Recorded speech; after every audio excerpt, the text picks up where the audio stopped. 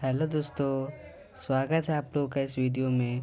आज हम लोग जानेंगे त्रिकोणमिति के फॉर्मूलाज के बारे में। जो त्रिकोणमिति के इतने सारे फॉर्मूलाज है उसको आज हम लोग क्लियर करने वाले हैं। तो आइए हम लोग इसे देखते हैं थोड़ा सा।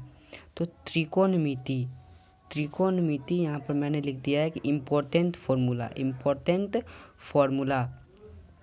ना, त्रिकोणमिति। तो यहाँ पर पहला फॉर्मूला मैंने लिखा है h² = p² + b², है ना। और फिर b² = h² - p², फिर p² = h² - b²। तो आइए पहले हम लोग इसके त्रिभुज को यहाँ पर पहले देखते हैं।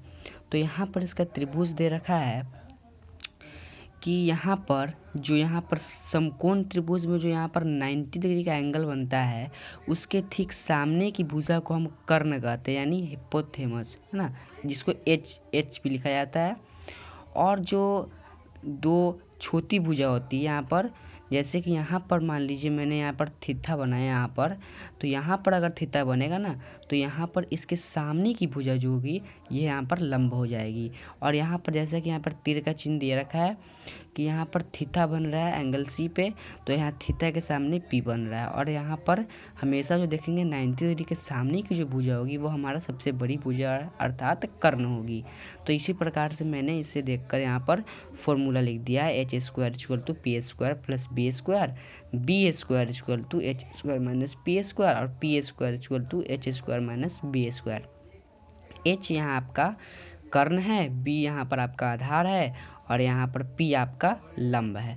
तो आइए हम लोग आगे की ओर बढ़ते हैं अब।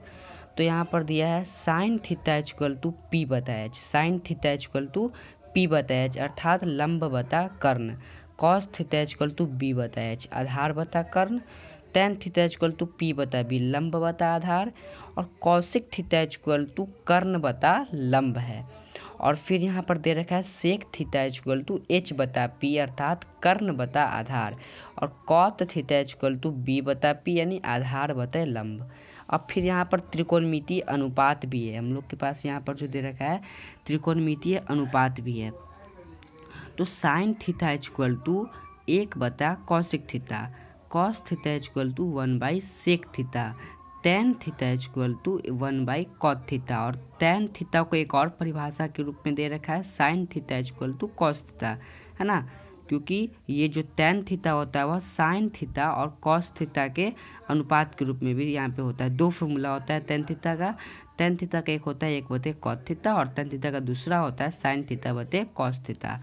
और फिर यहाँ दे रखा है कि sin θ गुने cosic θ, है ना, =1। देखिए sin θ शुरू में होता है और cosic θ लास्ट में होता है, तो ऐसे भी याद कर सकते हैं इसे कि sin θ × cosic θ = 1। फिर यहाँ पर sin के बाद cos आता है और cosic से पहले sec आता है, तो cos θ × sec θ = 1, ऐसे भी याद रख सकते हैं cos θ × sec θ = 1। फिर tan θ गुने cot θ = 1, और cot θ का एक और फॉर्मूला होता है cos θ/sin θ। तो आइए और भी हम लोग देखते हैं इसे आगे की ओर। तो फिर यहाँ पर दे रखा है sin² θ + cos² θ = 1, sin² θ + cos² θ = 1, फिर sin² θ = 1 - cos² θ, फिर sec² θ -1 = tan² θ, और फिर 1 + cot² θ = cosic² θ, और यहाँ पर दे रखा है cosic² θ - cot² θ = 1। फिर यहाँ पर है cos² θ = 1 - sin² θ, 1 + tan² θ sec² θ, और sec² θ - tan² θ = 1। और फिर एक लास्ट फॉर्मूला हम लोगों का है cot² θ = cosic² θ - 1। तो यहीं पर हम लोग वीडियो को समाप्त करते हैं, और आशा करता हूँ कि आप लोगों को इस वीडियो में सारे फॉर्मूलाज समझ में आए होंगे। तो फिर ठीक है दोस्तों, फिर मिलते हैं अगली वीडियो में, तब तक के लिए थैंक यू।